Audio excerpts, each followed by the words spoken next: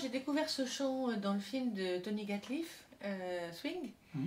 et qui s'exprimait comme on le fait d'ailleurs là ici, en arabe, en rom, la langue des tziganes, et en yiddish, donc c'est une construction tout à fait originale.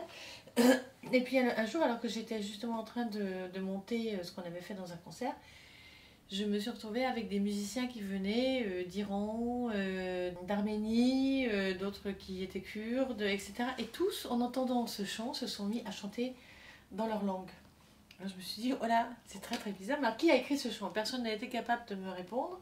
Et quand j'ai commencé à faire des recherches, tu es arrivé déjà avec, ce qu'on ne m'avait pas donné, le titre original. Original, je ne sais pas. Enfin, en tout cas, disons que les hasards merveilleux hasards du web font que je suis tombé sur une version chantée par le grand chanteur iranien Shahram Nazeri. La musique est créditée d'un certain monsieur Pour Nazeri, qui travaille avec Nazeri depuis pas mal de temps.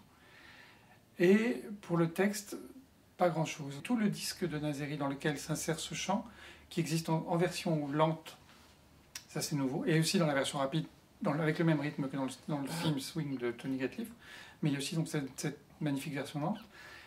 Tout ce disque est construit autour de Rumi, donc le grand poète soufi. Le chant lui-même, la version lente comme la version rapide, sont a priori dans une langue qui est un dialecte du kurde. Qui s'appelle le Sorani. Le Sorani, probablement, oui. Qui est la langue maternelle de Nazeri, qui chante aussi en iranien, en persan, mais qui est d'origine kurde. Donc il y a déjà cette idée, ce chant avec ce thème soufi, lié à ce poète. On ne sait pas donc si c'est même Rumi, donc Jalaluddin Rumi, voilà, qui a écrit ce texte, mais ce qui est certain, c'est que ce soit lui ou non, il reprend des thèmes qui sont très chers aux soufis. D'abord le soufisme, il faut peut-être juste dire deux mots, c'est un courant des mystiques de l'islam qui a commencé en gros à peu près vers le XIe siècle et qui ensuite s'est développé en particulier avec des très grands personnages comme Jalaluddin Rumi dans cette ère vers la Turquie, l'Asie centrale, et ensuite est venu dans tous les endroits que l'islam a touché, ensuite s'est diffusé jusque dans le Décan et même en Afrique d'ailleurs, voilà.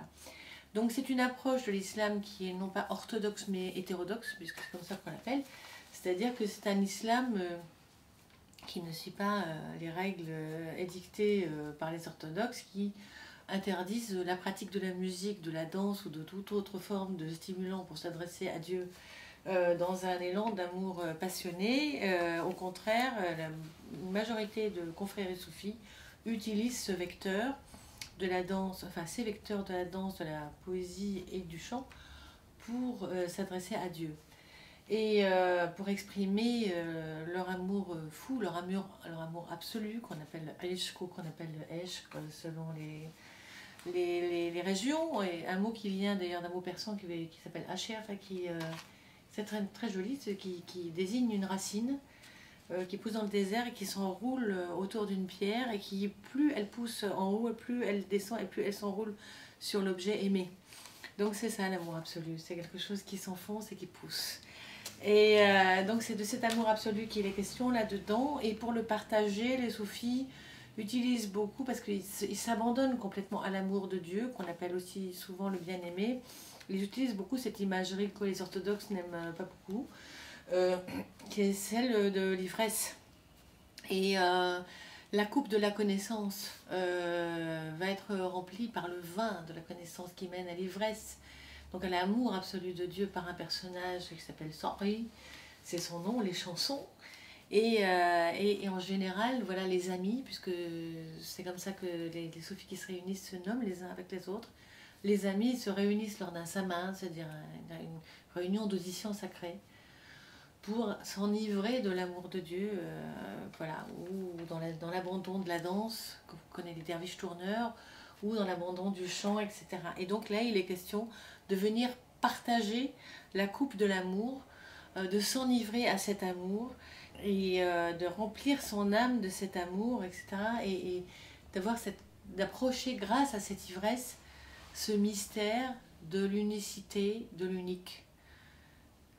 Je ne sais pas si on doit expliquer ça, mais je crois que le terme est assez clair.